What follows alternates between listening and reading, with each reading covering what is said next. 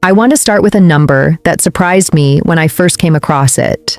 Financial advisors consistently report that some of the largest, most consequential money mistakes they see aren't made by people in their 20s, figuring things out for the first time. They're made by people in their 40s, people who, on paper, should be the most financially capable version of themselves they've ever been. That doesn't match the story we usually tell ourselves about age and money.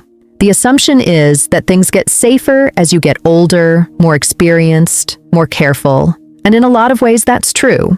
But there's a specific, narrow window right around this decade where something quieter happens, something that doesn't show up in most financial advice, because it's not really about knowledge or discipline at all. It's about a shift in circumstances that changes the entire risk calculation without most people noticing the change is even happening. If you're in your 40s right now, or heading into them, I want you to stay with me for the next 15 minutes, because understanding this specific shift, why it happens, what it actually looks like, and the handful of things that protect against it might be one of the more useful things anyone tells you this decade. Not because your 40s are dangerous in some dramatic sense, but because they're dangerous in a quiet one, and quiet danger is exactly the kind that's easiest to miss. Let's get into the actual mechanics of why this happens, because it's not random, and it's not really about age itself. The 40s tend to be the decade where several things converge that don't happen at the same time during any other stretch of life.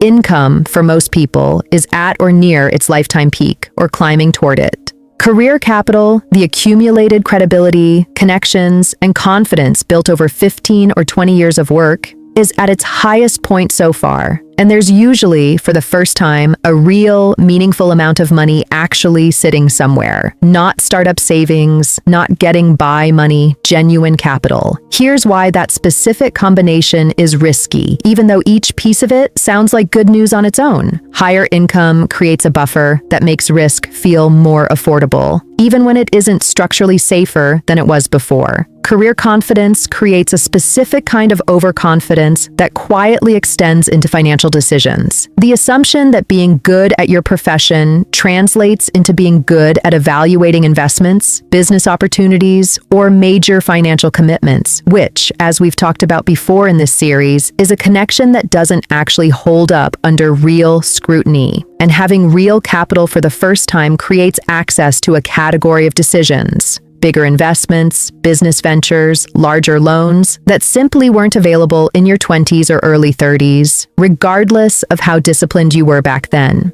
There's a psychological piece too, one that researchers who study financial decision-making across the lifespan tend to point to specifically. By your 40s, you've usually accumulated enough financial wins, decisions that worked out, promotions that paid off, investments that grew, that a kind of pattern recognition confidence sets in.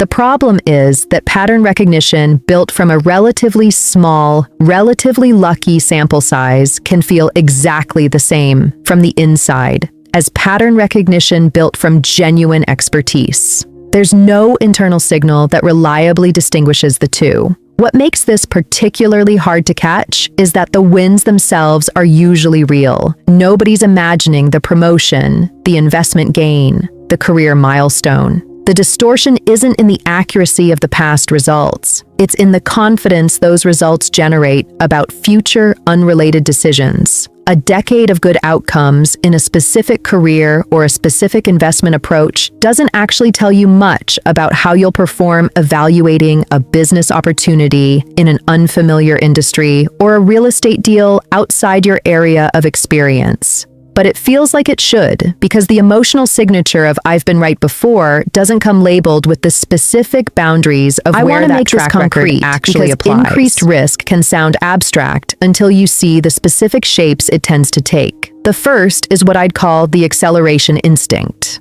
Somewhere in the 40s, a specific kind of math starts happening in people's heads, often without them fully articulating it. A sense that retirement is now close enough to be real, but not close enough to feel secure, which creates pressure to catch up faster than steady, consistent growth would naturally provide. This pressure tends to push people toward higher risk investments, concentrated bets, or business ventures specifically because they feel like a faster path to the number that suddenly feels urgent in a way it didn't at 32. The second is the confidence-driven business investments. This one's specific and common enough that financial advisors have a name for it informally, the "I finally have the capital and the industry knowledge to do this myself" moment.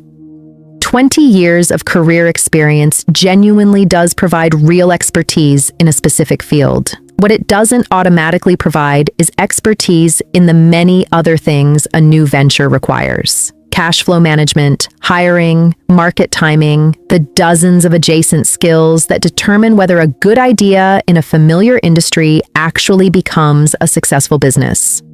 The 40s are when people have both the capital and the confidence to make this leap, often for the first time, and the combination doesn't guarantee the outcome the confidence implies. The third is lifestyle-driven risk, and this one's quieter than the first two.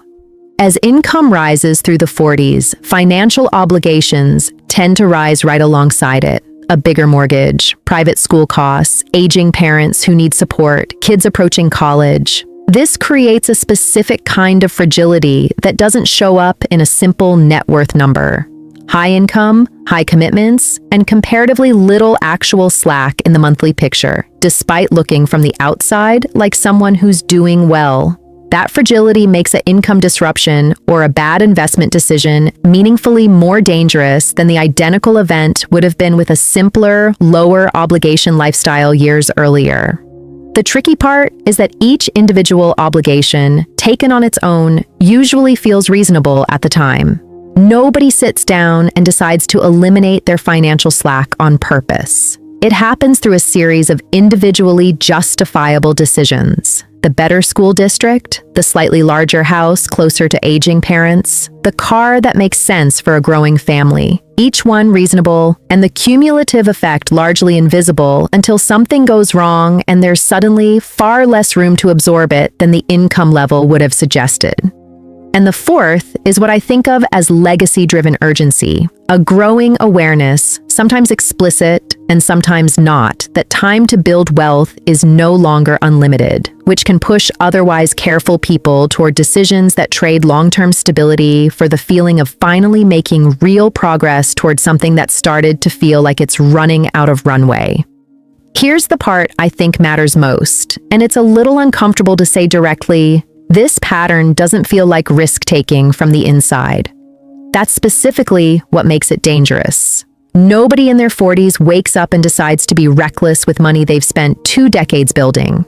The decisions that fall into this pattern almost always feel, at the time, like the responsible, well-researched, natural next step. The business feels like a smart use of accumulated expertise. The aggressive investment feels like necessary catch-up given the timeline. The bigger financial commitment feels earned and appropriate given the income level that's been reached. This is worth sitting with for a second, because it explains why this pattern is so consistent across people who otherwise seem financially sophisticated. It's not that people in their 40s suddenly become bad at evaluating risk.